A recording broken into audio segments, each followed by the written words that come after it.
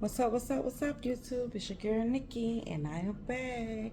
I hope y'all had an awesome Sunday. I did. It was a normal Sunday for me. Just looking at a little TV, watching a little clothes drying. If y'all hear something in the background, that's my dryer. Excuse the noise. And just doing my wifely duties. Well, what I didn't do was cook today. I didn't know. I didn't really know. Sometimes when I get a little undecided about what I want to eat, I just don't cook. But I do. If I don't cook it, I try to find it somewhere. So me and my husband, we did go to the Jamaican restaurant where we usually go whenever we want, like some soul food or something like that. And y'all, honestly, if y'all know anything about Jamaicans, they're usually like fun people, but it's like they straightforward people. Jamaican men, if y'all know anything about Jamaican men, they like some straightforward people, and they have authority in their voice. When they talk, they got some authority. So, we went in, and me and my husband went in the restaurant, and he wasn't the Jamaican man. He wasn't his usual like fun, inviting self today. It was like we knew something was off. So once we got up actually to the counter, to order the food and stuff like that, he was his eyes was red. So we knew something was wrong. I didn't know if he had been, smoking or something like that, or like what was really going on. So I asked him, I was like, "You okay?" So he was like, "No." So me and my husband like, what's going on? What's wrong? And so he was like, his restaurant had been there for 2 years and 10 months. And we do have another Jamaican restaurant that's on the other side of town. And he was like, that's his brother that owned it. Never knew that. And he was like, his brother has never came to his establishment. He said, he done been to now his restaurant be closed on Mondays. So he was like, every Monday he go to his brother establishment and eat, support his brother food. But his brother never came to his establishment.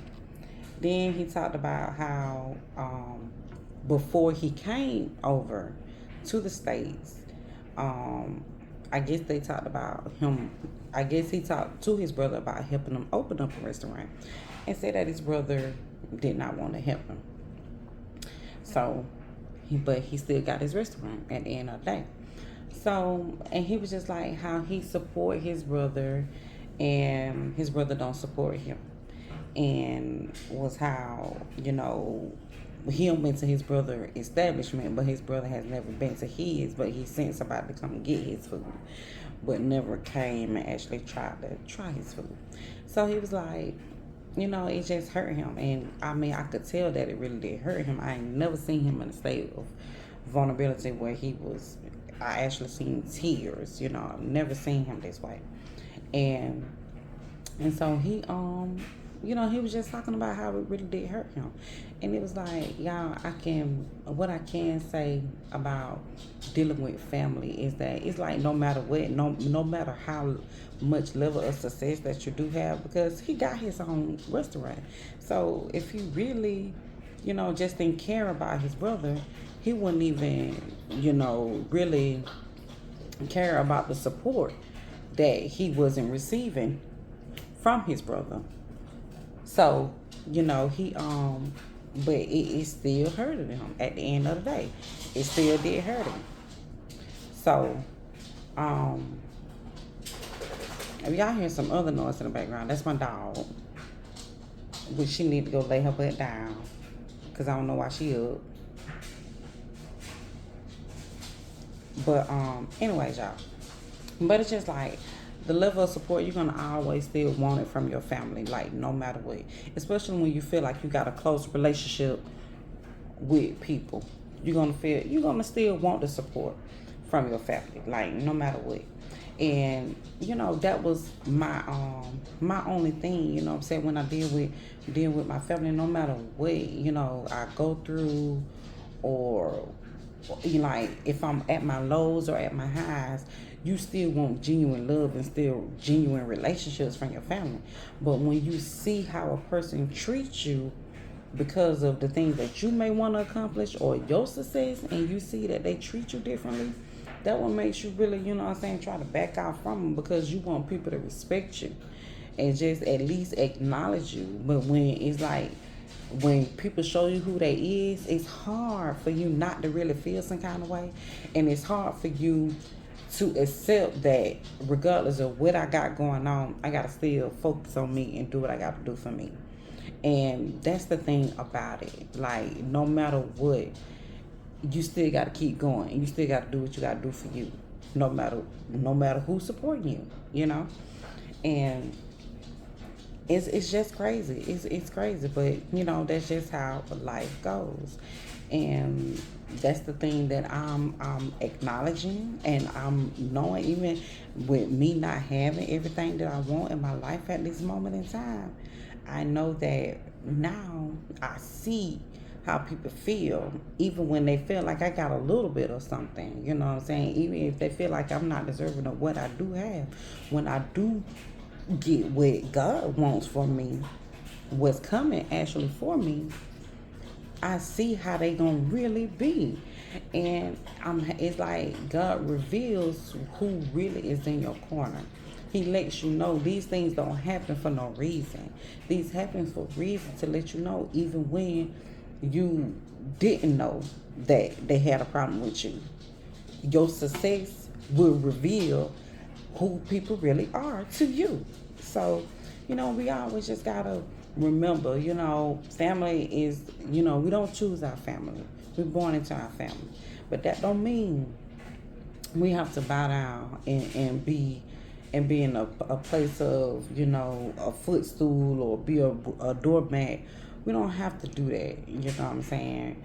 We can love them, but love them from a distance. You know what I'm saying? It's gonna hurt, because like they say, the top is lonely, but I feel like, shoot, even the bottom is lonely, because they gonna, make you feel some kind of way at the bottom too. So life is lonely, but as long as you got Jesus Christ in your life, and you following him, and you doing the right thing, and you're not causing any harm to anybody, you're gonna always succeed, and you're gonna always prevail. And I just, I pray that, he find the stability, and find the love in his heart, to know that regardless of anything, still love your family. Don't let them change your heart, but just accept the cards that's being dealt to you. You can't change nobody's mind, even though I do hate that sometimes people wait too late to want to feel some kind of way, to want to show you emotion. Sometimes they wait too late, but even if you never get the acknowledgement that you're looking for, or the support that you're looking for, know that you still got God. You still got God. That's why they say sometimes God put you in a season where he don't want nobody else around you but you and him. He just wanted you. He wanted to be you and him. You and him.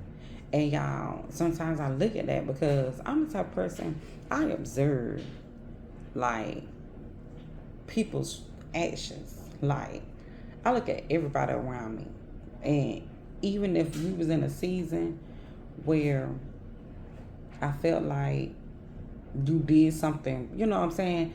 To me, when people do petty stuff, like choosing not to, feed you at one point, or, choosing not to, especially when it ain't really been no drama or nothing with you and this person, but they still, just don't want to be a helping hand. Sometimes that stuff, it reveals itself. It does. It shows you who they really are. So you can never ignore it. You know what I'm saying? You can still love people, but never ignore how they treat you. Because how they treat you is really how they feel. They might do it one point, but they might not do it the next. And you know what I'm saying? They don't have to do things for you. People don't have to. But being my brother's keeper, or lending a helping hand, is something that God wants all of us to do. You know what I'm saying? So it's not really, if it's not going out your way really to and it's not hurting you or kill you to do it, then I just say, you should try to help it as much as you can. You know what I'm saying? I know sometimes we might not be feeling good and stuff like that. So when you need time to yourself, do it. Take the time to yourself. But, sometimes be a helping hand, be a shoulder to lean on. I'm not saying you always got to give money or anything like that, but just try to love thy neighbor. Like God say, love thy neighbor. Try to love on your people, as much as you can. And if you feel like you've been played or, you got to take time for yourself, take that time for yourself. And that's also what I'm doing, because even I talked to my auntie, she came by tonight, came over to my house, and she was like, so you're not going to go to the party? And I was like, no. It was like, because I feel like keep talking about it, it's going to make me eventually try to go. But just like I told her, it's not even about what somebody done did to me, because I don't hold no hatred in my heart. I don't hold no grudges towards nobody. My biggest reason for not wanting to go to this party is because I really want to focus on myself. I'm not smoking, I'm not drinking, so it's like my mind is not in the same frame as other people. So what am I going for? Because it's not like I'm like, oh shoot, I'm ready to go have me a good time, ready to go drink. No, that's not where my mind is at. My mind is really getting closer to God and finding a way, finding who I am through Him. I know I've said it numerous times, but that's truly where my mind is at. So going to a party don't excite me, because I've been there, done that. I done smoked, I done drank, I done did all that. I done lived that life. So it's no fun to me. You know what I'm saying? Honestly, truly, what excites me is me and my husband going somewhere. Us taking a trip. You know what I'm saying? Doing something together. But other than that, other people, I'll go. But if it's to just always a party and you want to smoke, nah. I'll be feeling fuck, you want to have something? And I'll be like, no. They'll be like, you can have this, you can have that. And I don't really want to do it. Then I might pick up something just to, feel like everybody else. But I still ain't going to feel like everybody else, because I'm still not trying to drink. That's not where I am in my life. And my aunt was like, she was like, I feel you, because I really wish I was at a point in my life when I was your age. But the thing about it, I'm 37. I wish I was younger when I was thinking like this.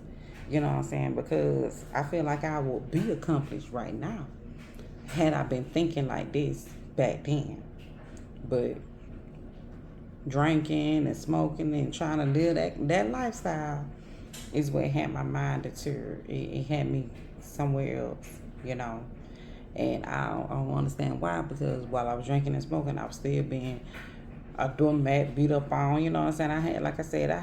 It was good time. I had people to help me out. But while I was being helped, I was still enduring a lot of pain. So it's like, you can help me do this, but if you gonna talk sideways to me at the same time while you helping me, that don't make me feel good about your help. It really made me feel like, well, god dang, I wish you would have kept it, you know what I'm saying? But I appreciate any and everything that anybody has ever done for me. But I do not like because somebody help you, they feel like they can talk to you or down you or anything like that. No, I still want you to. If you can't respect me still as a person, then I'm good. I'm good. That's why, baby, my phone, I don't ring, I don't call nobody for anything. The only person at this point in my life that's really just helping me is my father and my husband and the man upstairs. That's it. I'm not calling nobody else for nothing. I would rather do without than to call anybody else for anything. So, y'all just know, that we all experience the same thing when it comes to family, probably at different times. But some people do have good family. But even if you got good family, you still got the people that with the sleek comments and stuff like that. So, you know, just know it ain't just you. And just like my auntie, you know what I'm saying, it'd be the question of why me, and then it'd be like, why not you? Because y'all, the bad is the bad is to teach us lessons. Because if you never go through things, you'll never learn how to. You'll never get strength. You'll never get wisdom. You just wouldn't know. You become strong when you go through something, not just strong because I was just born and I was handed a silver spoon. That don't make you strong. Making you strong is going through tough situations, challenging yourself, uh, you know, going through situations where you never thought you'll be able to come out of. Like, that's what builds strength and knowledge and wisdom and all of that. You know what I'm saying? So don't never downplay the bad times, because it's all, the bad and the good, it's all to work out for your good. Keep God first and just know that it all gonna work out. It truly does. It truly does. So I'm gonna end my video here because I don't want it to be too long, but I do want y'all to know that God is good all the time, and all the time God is good. So don't let go of the bad. Don't downplay the bad. Don't be mad at the bad, because the bad and the good is what we need in our life to figure out who we are, who we is, and who we are. So y'all like, comment, and subscribe on my videos. I thank y'all once again to all my people who are, watching my videos, who liking my videos, who do comment, who have subscribed to my channel. I thank y'all so very much, so very much. And I promise y'all, I'm gonna keep it coming.